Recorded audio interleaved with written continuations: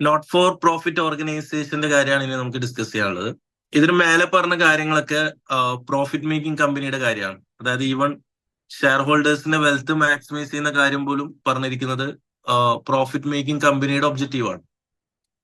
നിങ്ങൾക്കിപ്പോ MCQ question ചോദിക്കുകയാണെങ്കിൽ FM-ന്റെ objective ചോദിക്കുമ്പോൾ directly പോയിട്ട് ഷെയർ ഹോൾഡേഴ്സിന്റെ വെൽത്ത് മാക്സിമൈസേഷൻ എന്ന് പറയാൻ പാടില്ല. FM-ന്റെ ഒബ്ജക്റ്റീവ് എപ്പോഴാണ് ഷെയർ ഹോൾഡേഴ്സിന്റെ വെൽത്ത് മാക്സിമൈസേഷൻ ആവുക? ഒരു പ്രോഫിറ്റ് മേക്കിംഗ് കമ്പനിയുടെ ഒബ്ജക്റ്റീവ് ആണെന്ന് പറയണം. പ്രോഫിറ്റ് മേക്കിംഗ് കമ്പനിയുടെ ഒബ്ജക്റ്റീവ് ചോദിച്ചാൽ മാത്രമാണ് ഷെയർ ഹോൾഡേഴ്സിന്റെ വെൽത്ത് മാക്സിമൈസേഷനെ പറ്റി പറയാൻ പാടുള്ളൂ. ഒരു not for profit making company ആണെങ്കിൽ, ഓർഗനൈസേഷൻ ആണെങ്കിൽ, അവരുടെ ഒബ്ജക്റ്റീവ് ഒരിക്കലും എന്തല്ല, ഷെയർ ഹോൾഡേഴ്സിന്റെ വെൽത്ത് മാക്സിമൈസേഷൻ അല്ല. Not for profit organization like ഇപ്പോ ഒരു ഹോസ്പിറ്റലോ അല്ലെങ്കിൽ ഒരു സ്കൂളോ, അവരുടെയൊക്കെ ഒബ്ജക്റ്റീവ് എന്ന് പറയുന്നത് എന്താണ്? അവരുടെ ഇൻവെസ്റ്റേഴ്സിനെ സംതൃപ്തിപ്പെടുത്തുക എന്നുള്ളതല്ല. അവർക്ക് സോഷ്യലി ഡിസൈറബിൾ ആയിട്ടുള്ള കുറെ കാര്യങ്ങളുണ്ടാവും. ഒരു ഹോസ്പിറ്റലിന്റെ ഒബ്ജക്റ്റീവ് എന്ന് പറയുന്നത് നമ്മൾ എന്ത് ചെയ്യുക? പേഷ്യൻസ് എന്തായിരിക്കണം? നമ്മളിപ്പോ ആഡ് അടക്കം കാണാം, success rate of heart surgery എന്നൊക്കെ പറഞ്ഞിട്ട് കാണാം. ആക്ച്വലി അവിടെ ഉദ്ദേശിച്ച ആ സർവീസ് ക്വാളിറ്റിയാണ് അവിടെ എന്തായിട്ട് സെറ്റ് ചെയ്തിരിക്കുന്നത്, ഒബ്ജക്റ്റീവ് ആയിട്ട് സെറ്റ് ചെയ്തിട്ടുണ്ടാവും. അല്ലെങ്കിൽ നമ്മളിപ്പോ ഒരു സ്കൂളിന്റെ ഒബ്ജക്റ്റീവ് എന്ന് പറയുന്നത് എന്താണ്? നമ്മൾ എത്ര സ്റ്റുഡൻസ് പാസ് ആവുക എന്നുള്ളതാണ് അവിടെ ഫോക്കസ് ചെയ്യുന്നത്. ഓക്കെ, അപ്പൊ അവിടെ നിങ്ങൾ പോയിട്ട് എന്തോ അറിയരുത്, ഷെയർ ഹോൾഡേഴ്സിന്റെ വെൽത്ത് മാക്സിമൈസേഷൻ ആണ് അവിടെയും ഒബ്ജക്റ്റീവ് ആയിട്ട് വരാമെന്ന് നിങ്ങൾ പറയരുത്. ഓക്കെ, അവിടെ സോഷ്യലി ഡിസൈറബിൾ. ഇപ്പൊ ഒരു ചാരിറ്റി ആണെങ്കിലോ, ചാരിറ്റി ആണെങ്കിൽ അവിടുത്തെ ഒബ്ജക്റ്റീവ് എന്ന് പറയുന്നത് എന്താണ്? അവിടെ ഇൻവെസ്റ്റേഴ്സിന് റിട്ടേൺ കൊടുക്കുക എന്നുള്ളതല്ലല്ലോ. പകരം എന്താ, സോഷ്യലി നമ്മൾ എന്ത് ചെയ്യുക, ഒരുപാട് ബാക്ക്വേർഡ്സ് ആയിട്ടുള്ള ആൾക്കാർ അല്ലെങ്കിൽ അങ്ങനെ അവർ ചെയ്യുന്നതായിട്ടുള്ള വർക്കുകൾ ഉണ്ടാവില്ലേ? ഓക്കെ, അതായിരിക്കില്ല, അത് നല്ല രീതിയിൽ സൊസൈറ്റിയിൽ എത്തിക്കാന്നുള്ളതല്ലേ അവരുടെ ഒബ്ജക്റ്റീവ് ആയിട്ട് വരുന്നുണ്ടാവുക. ഹോസ്പിറ്റലിൻ്റെതാണെങ്കിൽ അവിടെ ഹെൽത്ത് കെയർ ആണ് അവിടെ നമ്മൾ ഫോക്കസ് ചെയ്യുന്നുണ്ടാവുക. സ്കൂളിൻ്റെതാണെങ്കിൽ റിസൾട്ട് ആയിരിക്കും നമ്മൾ ഫോക്കസ് ചെയ്യുന്നുണ്ടാവുക. ഓക്കെ, ഇനി ഈ നോട്ട് ഫോർ പ്രോഫിറ്റ് ഓർഗനൈസേഷന്റെ പെർഫോമൻസ് ഇവാലുവേറ്റ് ചെയ്യാനായിട്ട് പ്രോഫിറ്റ് മേക്കിംഗ് കമ്പനിനെ പോലെ അത്ര എളുപ്പമല്ല.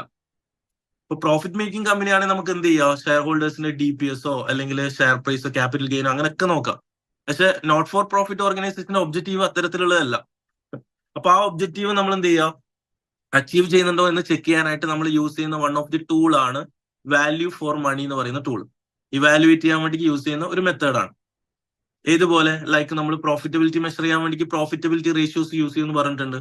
ലിക്വിഡിറ്റി മെഷർ ചെയ്യാനായിട്ട് liquidity ratio like current ratio, quick ratio, അങ്ങനത്തെ റേഷ്യോസ് യൂസ് ചെയ്യുമെന്ന് പറഞ്ഞിട്ടുണ്ട്. റിസ്ക് കുറയുന്നുണ്ടോ എന്നുള്ളത് നമ്മൾ ചെക്ക് ചെയ്യുക. റിസ്ക് അത്ര ഹൈ ആണോ ലോ ആണോ എന്ന് ചെക്ക് ചെയ്യാനായിട്ട് interest cover ratio, gearing ratios ഒക്കെ യൂസ് ചെയ്യാന്ന് പറഞ്ഞിട്ടുണ്ട് അല്ലെ. ഈവൻ ഷെയർ ഹോൾഡേഴ്സിന്റെ വെൽത്ത് മാക്സിമൈസ് ചെയ്യുന്നുണ്ടോ എന്ന് നോക്കാൻ വേണ്ടി പുതിയൊരു റേഷ്യോ തന്നെ നമ്മൾ പഠിച്ചിപ്പോ അല്ലെ. ടോട്ടൽ ഷെയർ ഹോൾഡേഴ്സ് റിട്ടേൺ എന്ന് പറഞ്ഞ ഒരു റേഷ്യോ തന്നെ പഠിച്ചിട്ടുണ്ട്. അതൊന്നും നമുക്ക് ഇവിടെ അപ്ലിക്കബിൾ അല്ല, കാരണം ഇവിടെ നമ്മുടെ ഒബ്ജക്റ്റീവ് അതല്ല. അതുകൊണ്ട് അത് പെർഫോമൻസ് ഇവാലുവേറ്റ് ചെയ്യാൻ വേണ്ടി നമുക്ക് യൂസ് ചെയ്യാൻ വേണ്ടി പറ്റുന്ന ഒരു മെത്തേഡ് വാല്യൂ ഫോർ മണി എന്ന് പറഞ്ഞിട്ടുള്ള ഒരു മെത്തേഡാണ് നമ്മൾ യൂസ് ചെയ്യുക, ടൂളാണ് യൂസ് ചെയ്യുക പെർഫോമൻസ് ഇവാലുവേറ്റ് ചെയ്യാൻ.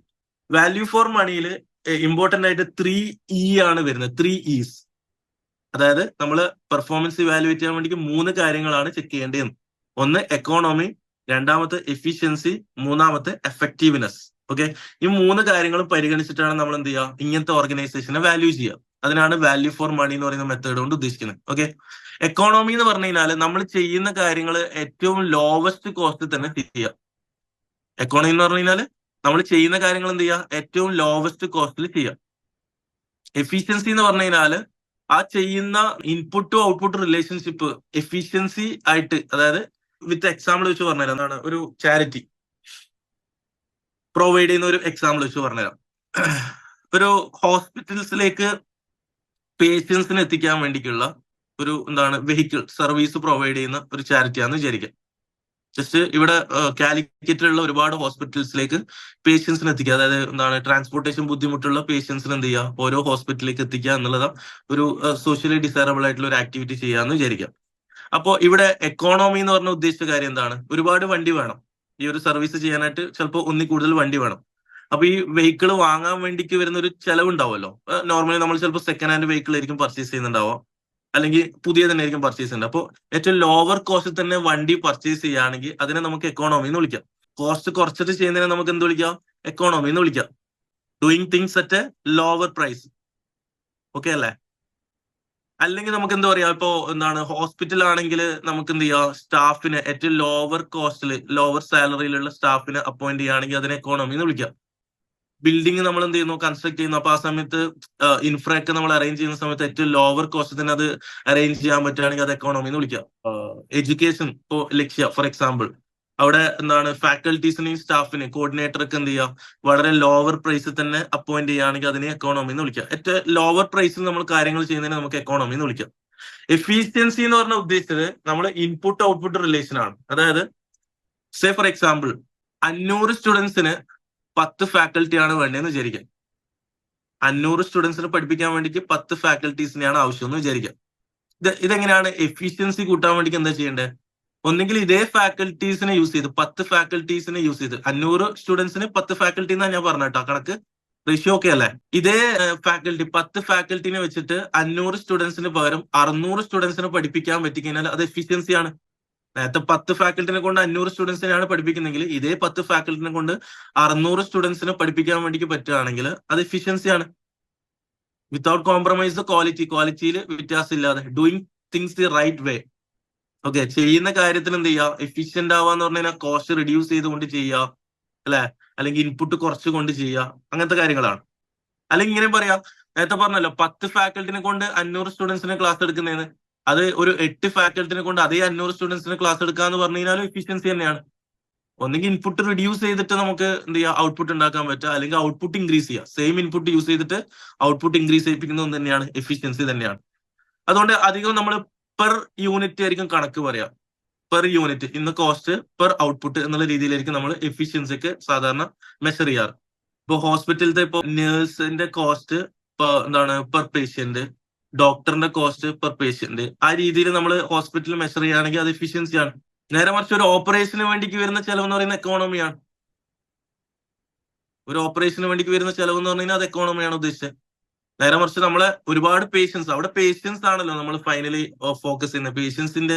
പേഷ്യൻസ് സാറ്റിസ്ഫൈ ചെയ്യിപ്പിക്കുക എന്നുള്ളതല്ല അവിടെ ഫോക്കസ് ചെയ്യുന്നത്, സ്റ്റുഡൻസിനെ പോലെ. അപ്പൊ ഓരോ പേഷ്യന്റിനും വരുന്ന ചെലവ് ഉണ്ടാവില്ലേ, കോമൺ ആയിട്ട് വരുന്ന ചെലവ്. ഇപ്പോ ഡോക്ടേഴ്സിന് വരുന്ന ചെലവ്, ഡോക്ടേഴ്സിന്റെ ചെലവ് പെർ പേഷ്യന്റ്, അല്ലെങ്കിൽ എന്താണ് അവിടെയുള്ള നേഴ്സിന്റെ ചെലവ് പെർ പേഷ്യന്റ്, അതൊക്കെ എന്താണ് എഫിഷ്യൻസി ആയിട്ട് നമുക്ക് പറയാം. നേരത്തെ ഞാൻ പറഞ്ഞല്ലോ, ഹോസ്പിറ്റലിലേക്ക് എന്ത് ചെയ്യുക, എന്താണ് പേഷ്യൻസിനെ എത്തിക്കുന്ന ഒരു സർവീസ് ആണ് പ്രൊവൈഡ് ചെയ്യുന്നെങ്കിൽ അവിടെ ആ ഒരു ഓരോ പെർ ജേണി ഒരു കോസ്റ്റ് ഉണ്ടാവില്ലേ, പെർ ജേണി, അത് എത്ര കുറക്കാൻ പറ്റുന്നുണ്ടോ അത്ര എഫിഷ്യന്റ് ആണ്. ഇപ്പോ ഡ്രൈവിംഗ് എക്സ്പീരിയൻസ് കൊണ്ടോ അല്ലെങ്കിൽ നമ്മൾ വാങ്ങിയ വണ്ടിന്റെ ഗുണം കൊണ്ടോ എഫിഷ്യന്റ് ആവാൻ വേണ്ടി നമുക്ക് പറ്റും. ഓരോ ജേണിയിലും വരുന്ന കോസ്റ്റ് പെർ ജേണിയാണ് അവിടെ ഫോക്കസ് ചെയ്യുക. അവിടെ ജേണിയാണ് നമ്മൾ ഫോക്കസ് ചെയ്യുന്നത്. അപ്പൊ അത് കുറക്കാൻ വേണ്ടി പറ്റിക്കഴിഞ്ഞാൽ അത് എഫിഷ്യൻസി എന്ന് വിളിക്കാം. Maximising the output generated from the units of resource used. നമ്മൾ യൂസ് ചെയ്യുന്ന ഇൻപുട്ട് വെച്ചിട്ട് എത്ര എന്ത് ചെയ്യുക, ഔട്ട്പുട്ട് മാക്സിമൈസ് ചെയ്യിപ്പിക്കുക എന്നുള്ളതാണ് ഉദ്ദേശിച്ചത്. റേഷ്യോ ഓഫ് ഔട്ട്പുട്ട് ഇൻപുട്ട് ആണ്. ഞാൻ നേരത്തെ പറഞ്ഞ പോലെ faculty to students, doctors to patients. Okay അല്ലേ? ലാസ്റ്റ് ആൻഡ് ഫൈനൽ നമ്മൾ ചെയ്യുന്ന കാര്യങ്ങളൊക്കെ അത് ഒബ്ജക്റ്റീവ് അച്ചീവ് ചെയ്തിട്ടുണ്ടോ എന്ന് നോക്കാനായിട്ട് നമ്മൾ എഫക്റ്റീവ്നെസ് നോക്കണ്ടേ. ഡൂയിങ് റൈറ്റ് തിങ്സ്, അതായത് നമ്മൾ ചെയ്ത കാര്യങ്ങൾ എന്തായിരിക്കണം. ഇത്രയും നമ്മൾ കഷ്ടപ്പെട്ട് ചെയ്തിട്ട് നമ്മൾ നേരത്തെ പറഞ്ഞു, ഇപ്പൊ 500 സ്റ്റുഡന്റിനെ പഠിപ്പിക്കുന്ന 10 ഫാക്കൽറ്റി 600 സ്റ്റുഡൻസിനെ പഠിപ്പിക്കുന്ന നമ്മൾ ഇതായിട്ട് പറഞ്ഞു. ആ 600 സ്റ്റുഡൻസിന് പാസ് റേറ്റ് കുറയാനും പാടില്ല. നേരത്തെ അതേ പാസ് റേറ്റ് വരണം. അതിനാണ് നമ്മൾ എഫക്റ്റീവ്നെസ്സും കൂടെ നോക്കുന്നത്.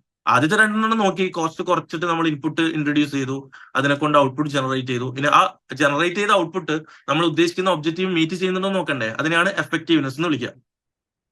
ഫൈനലി പാസ് ആവണം, പേഷ്യന്റ് എന്താവണം, അവര് സർവീസ് കറക്റ്റ് ആയിട്ട് കിട്ടണം. റീയൂസ് ഓഫ് ദി എന്താണ് ഹോസ്പിറ്റൽ സർവീസ് എന്ന് പറഞ്ഞു കഴിഞ്ഞാൽ അത് ആക്ച്വലി എഫക്റ്റീവ്നെസ് ആണ്. മനസ്സിലായോ? റീയൂസ് ചെയ്യുക, പേഷ്യൻസ് പിന്നെയും പിന്നെ എന്ത് ചെയ്യുക, സർവീസ് റീയൂസ് ചെയ്യാന്ന് പറയുന്നത് എഫക്റ്റീവ്നെസ് ആണ്. ശരിയല്ല ഞാൻ പറയുന്നത്? എപ്പോഴാണ് നമ്മൾ റീയൂസ് ചെയ്യുക, പിന്നെയും ഹോസ്പിറ്റലിലേക്ക് പോകുന്നത് എന്തുകൊണ്ടാണ്?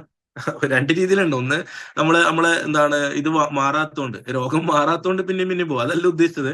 അതല്ലാതെ സക്സസ്ഫുൾ ആയിട്ട് നമ്മൾ വീണ്ടും റീയൂസ് ചെയ്യുമല്ലോ. ഒരു സർവീസ് ഇഷ്ടപ്പെട്ട് കഴിഞ്ഞാൽ എന്താവശ്യത്തിന് വേണ്ടി ആ ഹോസ്പിറ്റലിലേക്ക് തന്നെ പോകൂലേ, അത് ആക്ച്വൽ എഫക്റ്റീവ്നെസ് ആണ്. റീ അഡ്മിറ്റ് ചെയ്യുന്നതോ, ഓൾറെഡി നമ്മൾ എന്താണ് പ്രൊവൈഡ് ചെയ്ത സർവീസ് ശരിയല്ലായിട്ട് റീ അഡ്മിറ്റ് ചെയ്യാന്ന് പറയുന്നത് എഫക്റ്റീവ്നെസ് മോശമായതുകൊണ്ടാണ്, നമ്മുടെ സർവീസ് മോശമായതുകൊണ്ടാണ്. അപ്പൊ അത് എഫക്റ്റീവ്നെസിന്റെ ഭാഗമായിട്ടാണ് റീ അഡ്മിറ്റ് ചെയ്യുന്നത്. എഫക്റ്റീവ്നെസ് നമ്മൾ മെഷർ ചെയ്യാണ്, നമ്മളെ കാര്യങ്ങളൊക്കെ കറക്റ്റ് ആയിട്ടാണോ ചെയ്തിരിക്കുന്നതെന്ന് നമ്മൾ മെഷർ ചെയ്യുന്നതിനെയാണ് എഫക്റ്റീവ്നെസ് എന്ന് വിളിക്കുക. ഓക്കെ, അപ്പൊ എക്സാമ്പിൾ കൊടുത്തിട്ടുണ്ട്, wages of school teacher, then cost per student, then exam result. Okay അല്ലേ?